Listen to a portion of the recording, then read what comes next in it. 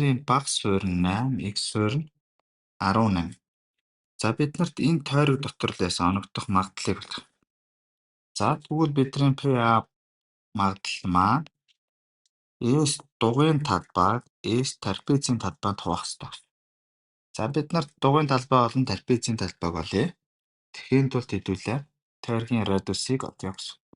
За тойргийн радиусыг олохын тулд тойрог багтаас нь 4 үнцэгтэй шинж чанар. Энэ адил хажуу трапез гэсэн учраас энэ хоёр тал нь x байна гэсэн үг. Тойрог багтаас нь 4 үнцэгтэй чанар ёсоор эсрэг талуудынх нь нийлбэрүүд нь хоорондоо тэнцүү байна гэсэн.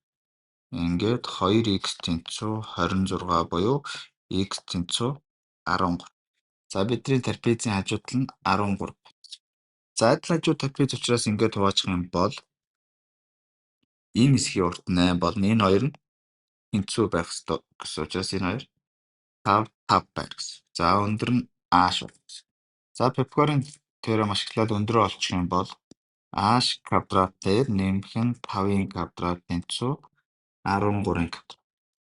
За энэ дээрээс h квадрат нь тэнцүү 144 буюу h тэнцүү 12. Трапезийн өндөр маань 12 болж байна. За тэгвэл бидний трапезийн өндөр маань 12 учраас тойр их бага суурьуд нь параллел учраас бидний тойргийн радиус нь r нь өндрийг 2 туваасандаа тэнцүү буюу 12-ыг 2 туваагаа тэнцүү 6 байх нь. За тэгвэл S дугуйн талбайг олох юм бол PR квадрат буюу P-г үржигдэх нь 6-гийн квадрат буюу 36p. За S трапезийн талбай гэдэг маань их бага суурьуудыг хооронд нэмээ 2 туугаад өндрөөр нь үржигдэх. За их бага суурьуд нь 8, 18, хуваах нь 2, өндөр нь 12 гэдгээс энд талбай нь 156. За бидний хүсэж байгаа PA магадлал маань 36p-г хуваах нь 156 буюу хооронд нь хураачаар 12 дуучих юм бол 13-ны 3p. Ингээд бидний зөв хариу B хариулт байна.